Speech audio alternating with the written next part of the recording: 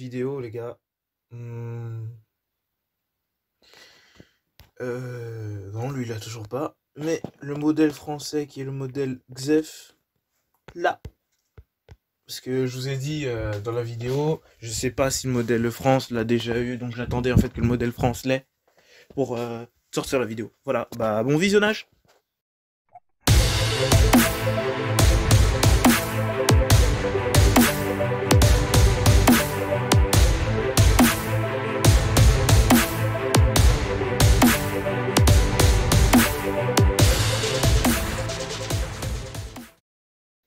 Et yo yo tout le monde, c'est Citerap. Alors aujourd'hui on se retrouve dans une nouvelle vidéo. Vous avez vu le titre. Il n'y a pas de fake cette fois-ci. Il n'y a jamais eu de fake. Puisque l'autre fois il y avait... c'était juste un screen que Golfender m'autorisait à prendre sur son téléphone. Parce qu'il avait déjà Android 10 depuis longtemps le gars. Voilà. Donc aujourd'hui on se retrouve pour la mise à jour Android 10 du dénommé Galaxy A50. Ok. Donc cette mise à jour Android 10 elle apporte quoi comme nouveauté? Déjà tout simplement... La barre d'état a beaucoup changé. Ici, on peut voir un menu éteindre. Bon, parce que moi, j'étais sous paille avant, donc il n'y a pas de souci. Le bouton éteindre, il sert toujours à éteindre. Mais pour ceux qui ont les derniers Samsung, vous avez remarqué que depuis le Galaxy Note 10, il n'y a plus le bouton Bixby. Et à partir du A50, il y a Bixby. Je sais pas d'ailleurs si le A40, il a aussi la fonction bouton. Si peut-être qu'ils ont ajouté Bixby sur Android 10, mais... Donc à partir du A50, il y avait Bixby sur les Samsung de l'année dernière. Les A40, A30 et consorts n'ont pas eu droit. Et sur Android 10, on passe à une étape supérieure, c'est-à-dire que par défaut, le bouton éteindre sert à activer Bixby et il y a le menu ici. Sur Android Pie aussi, on pouvait activer cette fonction, sauf que sur Android Pie, si on n'activait pas cette fonction, il n'y avait pas le bouton ici. Ok. Il y a aussi de nouvelles fonctionnalités, comme d'habitude. Comme le lien avec Windows, tout est dans le nom, c'est-à-dire que vous activez cette fonctionnalité, vous avez un PC Windows avec au moins la version 18.09, il me semble, avec l'application Assistant votre téléphone. Vous activez l'application, votre Samsung sera relié à votre PC, vous pourrez faire des échanges de fichiers, de photos, vous pourrez envoyer des messages depuis votre PC, faire des appels depuis votre PC. C'est révolutionnaire, en gros, ouais. Euh, L'enregistreur d'écran, j'ai désinstallé Mobizen. Maintenant, l'enregistreur d'écran est natif depuis Android 10. Et ça aussi, c'est à partir du A50. Ils me pensaient à ceux qui ont le Galaxy A40 et qui l'auront pas. Ceux qui ont le Galaxy A70, ils l'auront du coup. Là, c'est 80 aussi et tout. Voilà, mais A40, A30. Peut-être vous l'aurez dans une prochaine mise à jour, qui sait, hein. Et il y a le mode concentration. Le mode concentration, comme son nom l'indique, en fait, il coupe... il restreint l'accès à certaines applications. Pour que justement, par exemple, vous voulez garder votre téléphone à côté de vous, mais vous savez que vous allez tout le temps sur réseau, vous activez le mode concentration, vous laissez juste les applications normales, genre messages, appels, autres. Je vais vous montrer d'ailleurs à quoi ça ressemble. Temps de travail, démarrer. J'espère que ça va couper le... Oui, je sais pas, il y a un bug comme ça. Au hasard. Fonction temps de travail est activée. Ah non, en fait, c'est pas ce que je pense. Ah si, si, ils ont vraiment coupé ce que je vous disais. Le mode coupe vraiment l'accès à tout. Je peux pas lancer mon calendrier. Mais on peut ajouter des applications à l'accès mode concentration. Donc voilà. Euh, on va désactiver ça parce que voilà, vous avez compris comment ça marchait. Fin du mode concentration. C'est mignon ça. Ouais. C'est la meilleure fonctionnalité. Euh, Comme ça, tu travailles tranquille, t'as ton téléphone à côté de toi. T'imagines les gens, ils t'envoient des messages comme ça, ils te demandent des trucs. Donc tu travailles, tu peux répondre. Et en même temps, t'es pas tenté d'aller sur le réseau. Ou si t'es tenté, tu vas activer l'accès à tout. Mais au final, elle servira plus à grand chose, ma concentration. Bref.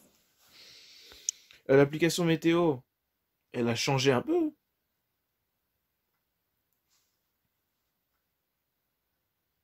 Elle est plus belle maintenant. Maintenant, enfin les gars, enfin, on a la météo heure par heure. Depuis le temps que j'attends cette fonctionnalité. Vous vous rendez pas compte? On avait la météo toutes les 6 heures, je crois, avant. J7 2016, viens ici, en renfort. J'ai toujours J7 2016 à côté, il est sous One UI 1, lui, il va me... je vais pas vous faire une capture d'écran, mais genre, voilà, vous comprenez que... Quoique si je peux afficher la capture d'écran à côté, là...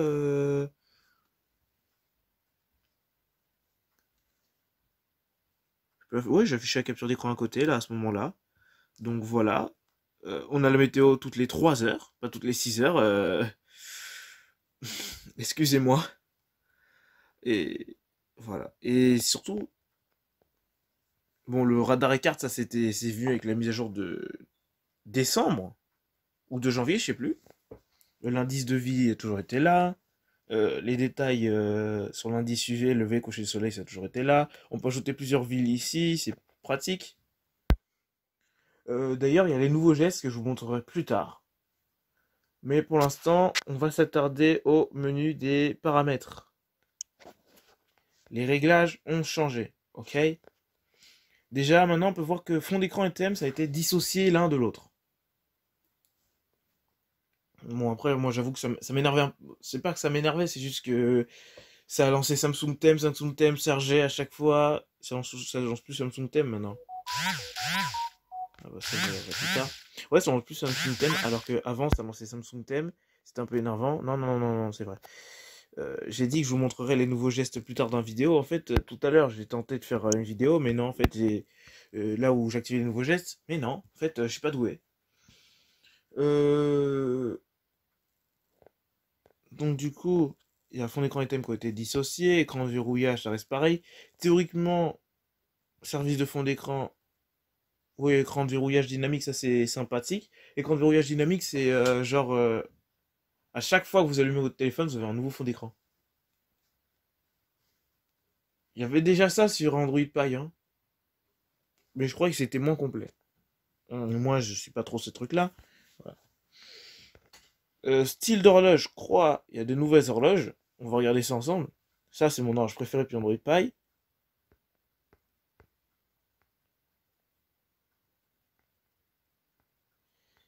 Euh... Je suis pas sûr qu'il y en ait une nouvelle en fait. Non, non, non, je vais pas lancer Google Assistant, oui. Voilà. Surtout que j'ai repris le réflexe de fou. Bon, il va falloir un petit temps d'adaptation pour ces gestes, voilà. On retourne là. Style d'horloge sur l'Horizon, au moins il y a des nouvelles horloges, rassurez-moi. Oui, oui. Genre, tout ce qui vient après celle que j'ai, c'est nouveau. Avec peut-être que les Galaxy S, ils l'avaient déjà, hein. Moi, je l'avais pas, j'avais le vieux calendrier miteux, là. Pas celui-ci. Ici, il y a ça aussi. Mais il y a une application qui s'appelait Clockface sur Galaxy Apps. Elle vous permet d'ajouter d'autres styles d'horloge alternatifs. C'est super pratique. Donc, mis à part ça, il y a aussi confidentialité et position que tu as ajouté. Position, il était dans connexion avant, je crois. 17 2016, tu vas encore me servir de témoin. Il était dans position, je crois, avant. Et l'autre fois, j'étais sous... Non, il n'était pas dans connexion. Il était où? Il était dans données biométriques et sécurité. Wouh! Donc, pour vous, la position, ça rentre dans la sécurité. C'est mieux qu'ils aient changé leur truc, hein. Donc, surtout que maintenant, avec la position sur Android 10, vous pouvez paramétrer qu'une application ait accès à votre position, mais genre seulement quand vous l'utilisez. C'est-à-dire l'application se ferme, non, elle n'a plus accès à la position. Donc pour la batterie, c'est mieux. Bien-être numérique, contrôle parentaux, ça a été un peu changé. Contrôle parentaux, il a été, je crois il était déjà là, mais pas de cette manière-là. Maintenance de l'appareil aussi, il a changé. C'est beau, hein. Sauf que il y a un petit souci là-dessus. Bon, c'est pas vraiment un souci. C'est juste que maintenant, Le temps d'écran, là, c'est beau comme ça. Il n'y a pas de bug de batterie. La batterie, elle est beaucoup mieux que sur Android Pie. Ok. Mais le temps d'écran, maintenant, il est compté à la journée. C'est-à-dire, il est minuit. Ton temps d'écran est remis à zéro. C'est pas comme avant, tu pouvais afficher ton temps d'écran de 12 heures, etc. D'ailleurs, mon record, là, pour l'instant, là-dessus, avec la batterie 4000 mAh, c'est 7 heures. Avec du Call of, du YouTube et tout. Je vais essayer de battre ce record-là. D'ici, là, voilà. Et on verra ce que ça donne. Toujours chargement rapide, vous connaissez. L'affichage de la batterie, ça existe toujours, hein, c'est juste moi qui l'ai enlevé parce que je trouvais que c'était beaucoup plus stylé ça. Stockage aussi, ça a changé. Oui, la RAM est beaucoup mieux gérée ici que sous Android Pie. Et les animations sont beaucoup plus fluides ici que sur Android Pie. C'est quoi dans avancé, démarrage automate? Non, ils ont rien ajouté ici. Faut voir aussi Bixby Routine a changé. Voilà, c'est pratique. Ouais, bon. Ouais. Ça reste toujours pratique les programmations comme Battery Safe parce que depuis je sais plus quelle mise à jour sur One UI, tu ne peux plus programmer ton économiseur de batterie à 15% par exemple. Mais avec Big Routine, tu peux. Non, Game Launcher, si t'es là, ça va pas changer ma vie. Ah ouais, Game Launcher, il a changé lui aussi. Oui, cherchez pas, j'ai remis à zéro mon téléphone. Oh, Game Changer et Game Launcher, il a trop changé. Non!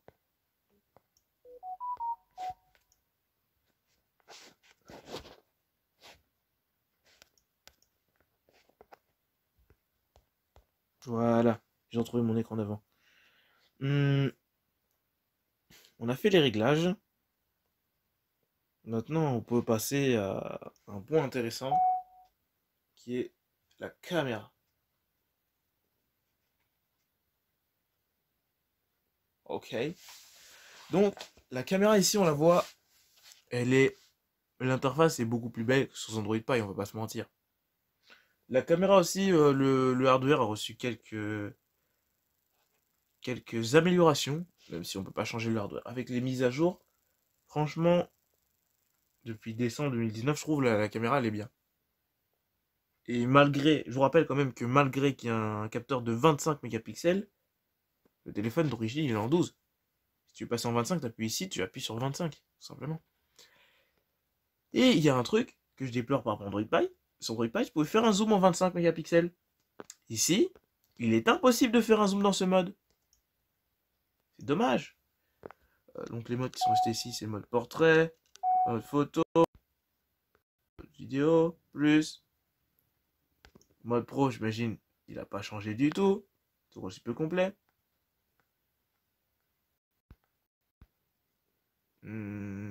Super ralenti, est-ce qu'on peut régler des trucs là-dessus? Genre, super ralenti. Ouais, c'est du 720p.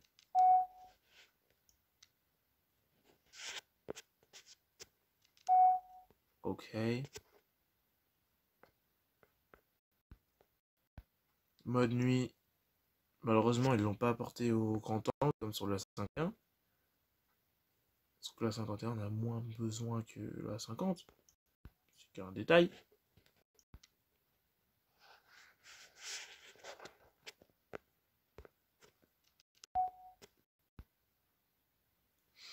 Il n'y a pas de nouveau mode.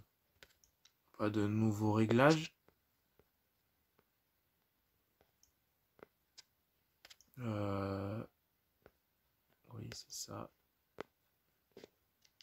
Et aussi par rapport au mode, si ça vous convient pas les modes qui sont ici, vous les faites glisser là, c'est bon.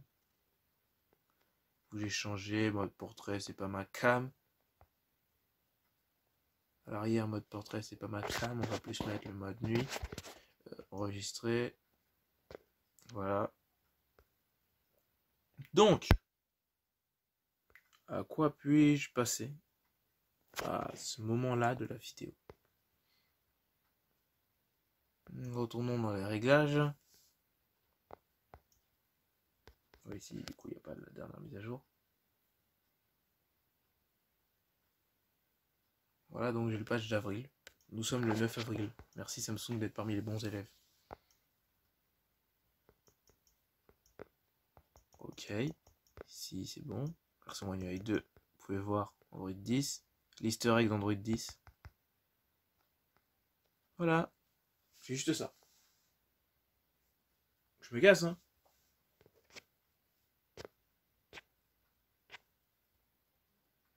Maintenant, je vais vous montrer les gestes. On va switcher sur la caméra qui est J7 2016. Voilà. Bah, tout de suite sur le J7. Ok.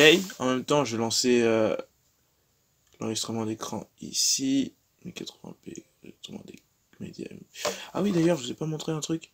L'enregistrement d'écran, vous pouvez choisir rester en 1080p, 720p, 480p. Aucun son, sont des médias, sont des médias micro. Genre, sont des médias, par exemple. Et votre pote vous envoie un snap hilarant.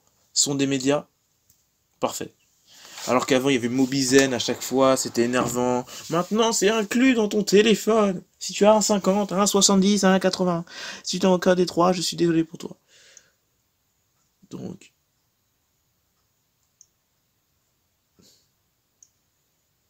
Le son des micros, j'aurais pas eu besoin, peut-être. Mais peut-être le micro ici, il est meilleur.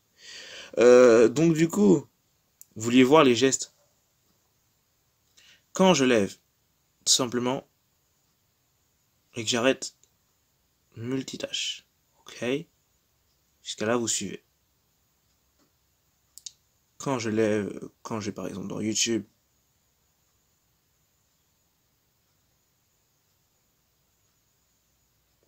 et que je swipe, ça me ramène au home. Mais ça change rien par rapport au geste de Samsung. Quand je slide vers la gauche, déjà vous voyez, il y a le petit truc qui apparaît. Je sais pas si vous le voyez sur la caméra, mais en tout cas, j'ai mis l'enregistreur d'écran pour ça. Euh, Ça marche aussi de l'autre côté, hein. C'est juste beaucoup plus aléatoire. Non, non, non, non, c'est bon, j'ai pas envie de me faire strike. C'est beaucoup. Ça a marché? À droite? Seriously?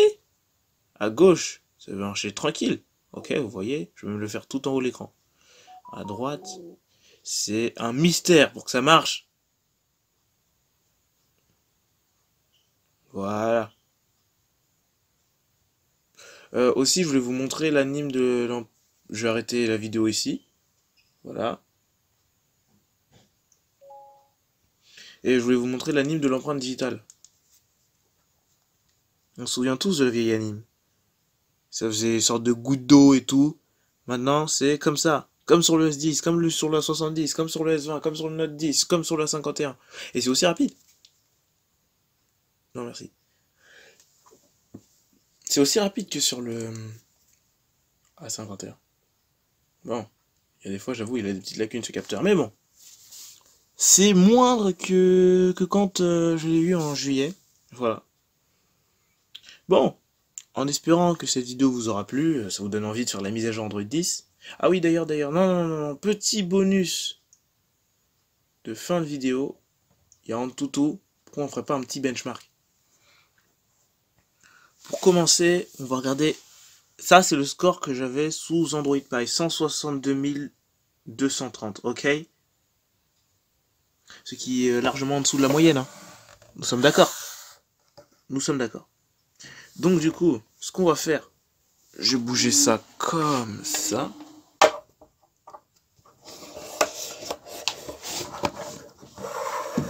Je vais poser ça comme ça. On va faire la mise au point. Et on lance le benchmark. Ok?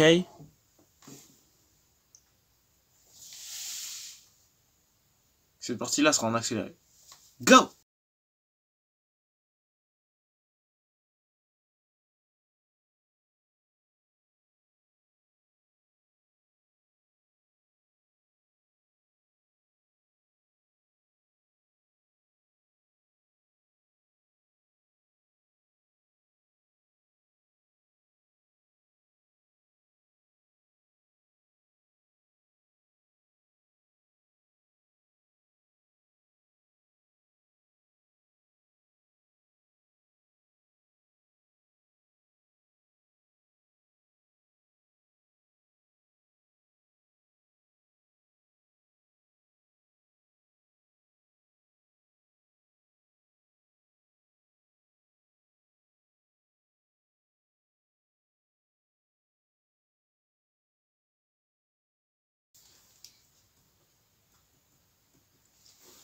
Bon les gars, on a gagné un peu plus de 4000 points, ce qui est pas négligeable.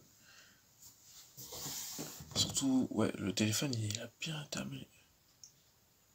Oh là, ils ont enfin compris que le téléphone il avait 4000 mAh et pas 3900.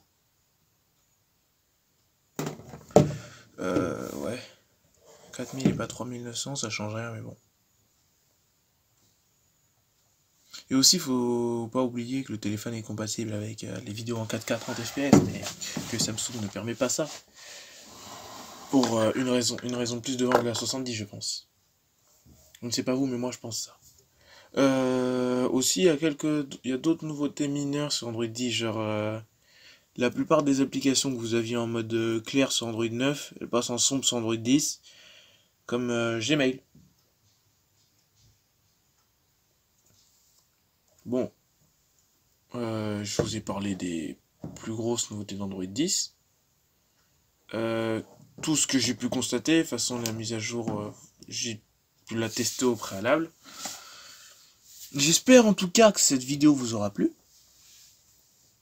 Que l'année prochaine, avec Android 11, vous avez promis un comparatif photo qui arriverait bien sûr. La situation on a voulu autrement, mais vous inquiétez pas, il y en a un qui arrive très très prochainement. Voilà, bah sur ce, prenez soin de vous, abonnez-vous, ciao.